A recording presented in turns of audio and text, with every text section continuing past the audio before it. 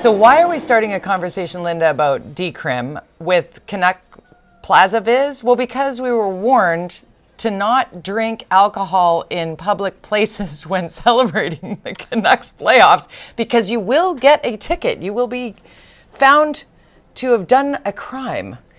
Yeah, fined. but you can smoke your meth and your crack or whatever at a playground, at the public library, in the hospital, pretty much anywhere.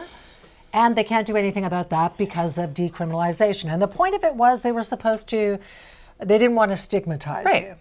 Now, the interesting thing is that the opposition is pointing out the fact that Dr. Bonnie Henry commissioned a report from some American addictions expert who said, and I quote, that in fact, we need more reflexive, more visible, more consistent rejection of drug use, not less. That was actually, they said we should re-stigmatize drug use, not destigmatize.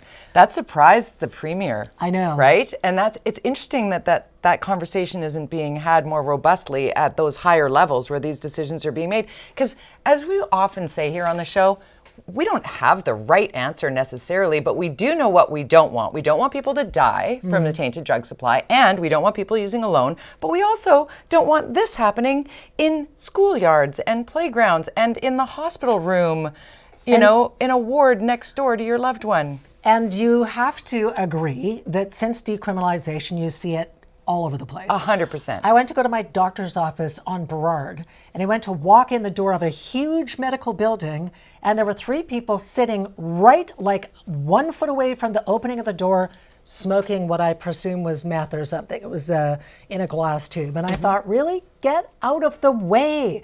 Like, I don't care if you're going to do your drugs, and I don't want you to die, but you don't need to smoke meth so that I have to do this to get in a medical building. But see, that same person wouldn't be allowed to smoke a cigarette there, and I think that's... Right. Or drink a beer. Right. So those are the things that the unintended consequences of decriminalization are really, as you point out, right in front of us. It needs to be dialed back in some form. It needs to be, guardrails need to be put up. Everybody keeps pointing at Portland, Oregon, or Oregon in general, of the failed decrim there. And yes, you can look at that, but there might be some middle ground to make sure it doesn't push people back into their, private spaces where they might actually die from the tainted drug supply. So we see the reason. Nurses are definitely saying, we need to do better. And it was also nurses in the downtown east side who pushed the Supreme Court of BC to scuttle the province's plan to regulate illicit drug use in public spaces. So the court said, no, you can't do that. It's against people's rights. And I was like, what about my rights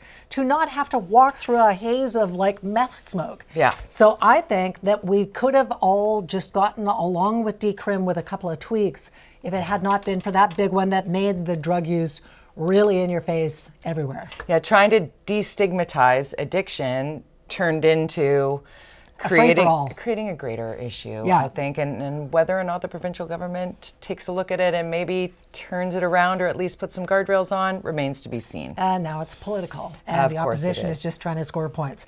But, okay, we're going to be talking about this. I'm pretty sure it's nowhere near being done, but it should not have to be said, Jody. Leave the damn wildlife alone. Oh my A gosh. bear cub selfie is making our What the Hell is Wrong with People segment next. What is wrong with people? These are the good people. Here, let's get to these guys at the viewing party. Hello, viewing party. Cheryl and Darcy in South Surrey. Lisa. Hello, Lisa. How are you doing? Lisa's a Seahawks fan. We got Nancy. Hello, Nancy. And we have Steve and Aaron in Coquitlam. Hello to you all.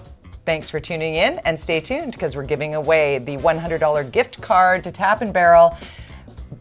Viewing party at checkmedia.ca if you want to get in on the fun.